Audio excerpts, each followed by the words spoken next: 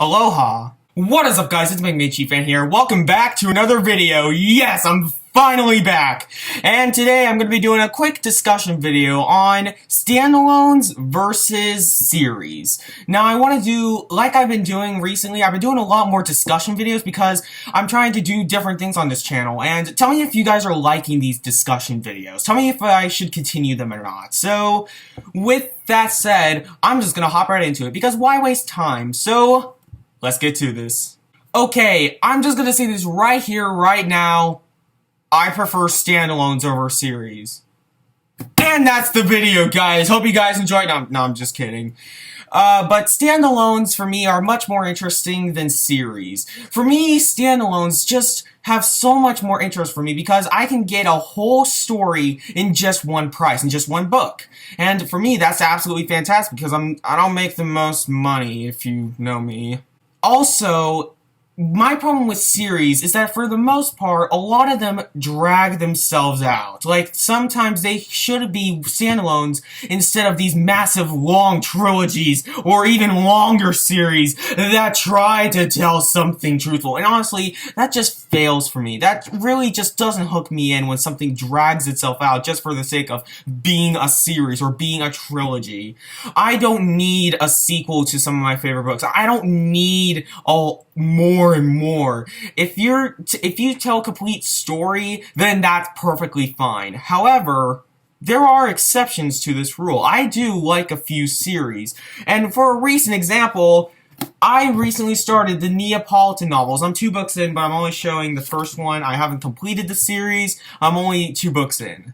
This is wonderful so far. But the reason why it's wonderful is that it's a story that can't be compacted into a short amount of time. It really needs to dive into the world that Ferrante has created. It really needs to dive into the characters more and more in order to get an impact on the reader. You just can't fit it into like a 400-page book and say, hey, that's it. You really need, this is the type of story where you really need to tell a long story, because this book is about the friendship between two girls that grow into women, and it's wonderful, yet it needed that time to become as wonderful as it did become. I don't know, bad grammar. So, yeah, Elena Ferrante's Neapolitan novel series is fantastic, and is a prime example of a series done right.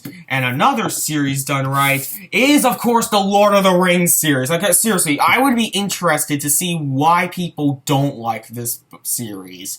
Because for me, it's just so wonderful, and so much fun, and you just get so much out of the characters that it's just great. However, unlike Elena Ferrante, where this is a story that needed this is another story that needed at least 3 books to tell its story, and at least 1,000 pages, because if you bind up the Lord of the Rings series into one book, which is possible, you'll get 1,000 pages, or roughly around 1,000 pages, and when Tolkien started writing this book, he thought of a beginning, and he thought of an end, and he just wrote the middle as it goes along, and he told the story just in order to get to that end goal and create an awesome adventure, for which he did. Oh my goodness. But I could praise Lord of the Rings another day. That's just an example of a series done right. Now, I'm going to give you an example of why standalones are important. Standalones are there, and the reason why I prefer standalones, as I said, is because it's its own contained story. And it prevents stuff from being dragged out. And it can become, and usually standalones, there's only been like one series where I can possibly put in my top 10 favorite ever, and honestly, I removed it because, honestly, I've just read better stuff, and that's The Sandman by Neil Gaiman. I think I put this all the way up at 3 at one point, but just reading more and more books, I realized that The Sandman, it's still great, don't get me wrong, I love it. It's still my favorite book series, but compared to standalones, it's just great. And let's just imagine something real quick, getting away from Sandman and graphic novels. Let's take, for example, The Catcher in the Rye by J.D. Salinger, my favorite book of all time. Imagine if this book had a sequel. Let me just get this straight. Imagine this story told through a trilogy.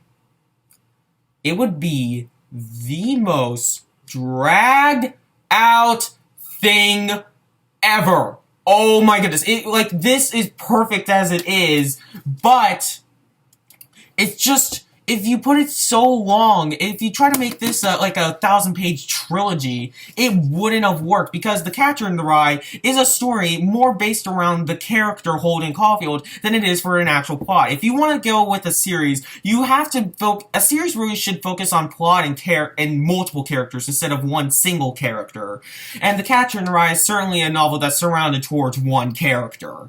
And yeah, it's just, it wouldn't work as a series. It would fall flat and be terrible. But The Catcher in the Rye as a standalone is an absolute masterpiece, in my opinion. In my opinion, this is one of the great American novels. And honestly, that's really my opinion. I do prefer standalones over series, but series can work if it's done correctly, though it needs to focus on more than just one character or one arc of a story. So, that's the video, and I am back from my hiatus. I apologize for the hiatus. I just needed to take some time, so yeah, don't worry, I'm back for good now. Shouldn't probably take a break for a long while now, and yeah, I don't really see anything else to say other than comment down below what you guys thought of the video. What did you guys think? Do you have any questions or responses? And as always, I'm Mega Man Chief Fan, and I'll see you later, guys.